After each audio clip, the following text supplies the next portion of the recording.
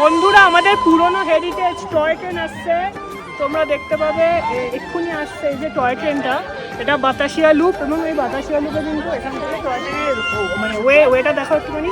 এই যে টয় ট্রেনের ওয়ে, এবং সবাইকে সাইড করে দিচ্ছে এখানে টয় ট্রেনে। দেখো এসে গেছে, দেখো এদিকে এসে গেছে।